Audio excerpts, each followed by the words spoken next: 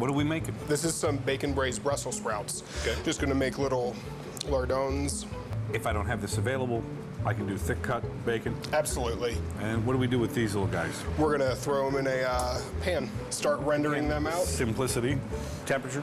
Low to medium low. You want all that fat to come out because that's what we're gonna cook our Brussels sprouts in then. So we don't want the sugars to caramelize and become bitter. Just gonna cut the bottoms off. Okay. And then there's a couple little leaves around the outside that just are a little bit green and can have a little bit of bitterness to them. And then all that I do is just quarter them. Quarter them. Oh, nice. Perfect. So there's honestly 2 ingredients in this dish, bacon and Brussels sprouts, so. No onion, no garlic, it doesn't need it. Doesn't need it. There's gonna be a little bit of butter at the end, but that's it. And then you can start to see a little bit of the fat bubbling out of the lardons. And then a little bit of brown color on the bottom of the pan. That's exactly what we want. How long? Low and slow, 10 minutes. And then once you really start to get that fat coming out of the lardons, you can turn the heat up a little bit to a medium heat. What would you say the secret is to having the most successful Thanksgiving? I mean, you just have to have a game plan, know how to do it, practice with the recipes. That way you know, oh, okay, I can cook a turkey in 2 hours. Or Because again, this dish can be made in advance. It can Absolutely. be made the day before, Yep. 2 days before even, as much, and then it's into the oven. Yeah, into the oven, warm it up, and... But isn't that one of the age-old problems of Thanksgiving, though? Yeah. Not enough oven space. Absolutely. So how do we deal with that? That's another issue we run into. If I take that bird by itself and don't do anything to it, how long can that sit and rest? I wouldn't think about cutting it for 20 to 30 minutes. 20 to 30 minutes. Yeah, because there's juices, there's so much heat in there. Cooking at a lower temperature, those juices won't run out nearly as fast, but you still want to give it plenty of time for everything to Stay in. The order being, you pull the turkey out, you put everything in Yes, to warm, and you can make the gravy absolutely. and bring it all to the table, and that's it. Slice it. Wow, look at these. Here, you got to see this. Look at those. We got a lot of the fat rendered out. Everything's looking happy. We got plenty of fat in there to cook our Brussels sprouts in. And then we got all of this stuff stuck to the bottom of the pan. That's going to be the flavor for the Brussels sprouts. That's it's called fond. Oh, I'm going to need a fork and a napkin. Oh, forget about the napkin, just the fork. Are we going to blanch these first or no? I like to have a little bit of texture Got it. and with my Brussels sprouts, so I'll just throw them right into the pan. Oh my gosh, can this Just like be that. any easier?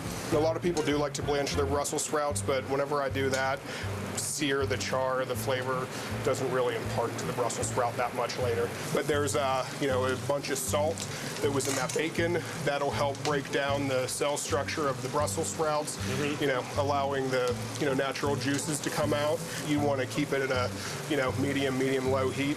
I normally throw in a little pat of butter.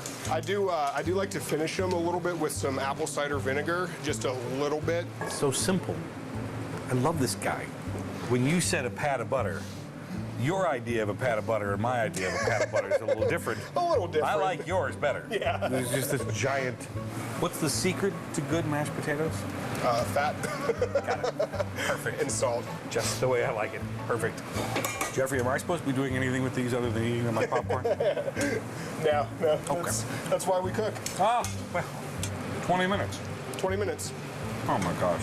We should try. Can we try some? Yeah, let's All do right, it. Try it a little before we move on. Thank you. What else are we making today? We're gonna make some green bean casserole. Oh, And take on a classic. a classic. Oh my God. That's amazing. No salt, no pepper. Simple. Salt from the bacon. Jeffrey, I remember my mom growing up in the kitchen at Thanksgiving, she'd have to wear like a brace on her arm from all of the can opening that was going on because everything came from a can. Yes. Here, that is not the case. No. And green bean casserole is easy to make if you do it correctly. It's very simple to make. Okay, well, what do we do? Where do we start? Well, we got to start with some mushrooms. We got cremini mushrooms Okay. and oyster mushrooms. These are the oysters? Those are the oysters. All that I like to do is I like to get rid of this stem. And since these are pretty big, I'll cut them in half and then start simply just cutting. And do the slice, okay? Yep, and just do a little slice. We're just gonna saute them in a little bit of oil and we're gonna make our own roux. And again, I'm using canola. We're gonna throw some butter in there. A little butter. You want to be able to get a nice sear on the mushrooms, and then once we get that nice sear, we'll put the salt in it. Then we add the salt. Got it. Wow. But you're not using a whisk. Once it starts getting thicker, the whisk will just become a hindrance. Oh, look at the color on that thing. You see how it's starting to get like almost dry looking? That's how you can tell it's starting to cook. The longer you cook a roux, the more aromatic it gets and more flavorful, the nuttiness. What is the point of deglazing? Deglazing, it just helps get a little bit of the stuff off the bottom of the pan and the wine. It'll help a little bit of acidity in the sauce later. I like to use some heavy cream. It's a lot richer, a lot fattier. And then whenever you put them with the beans, the beans will kind of leach out a little bit of their own juice. Now, once your cream comes up to a boil, it's time to start adding your roux. And again, could all be done a day in advance. Absolutely. And I always just like to go a little bit at a time. Then you can see how thick it got. And then I'll season with some salt and pepper, because if you just go right now, put it in with your green beans, the roux didn't get a chance to cook out and it'll taste starchy. How long? 10 minutes or so. 10? Low heat, yeah, you just want it to bubble a little bit. And these green beans, I just blanched them off in boiling water. Opening up cans is great and it saves a lot of time, but you're building the flavors from scratch, you're adjusting consistency. You have, control over the final product on everything that you do from the beginning. Let's take it out of the oven.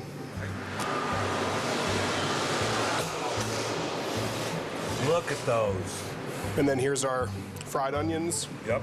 So a small portion on the top. Very Is that small what you're portion. saying? Well, that's everyone's favorite part.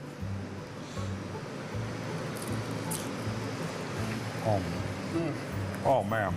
This is Thanksgiving, made easy, fresh ingredients, easy preparation.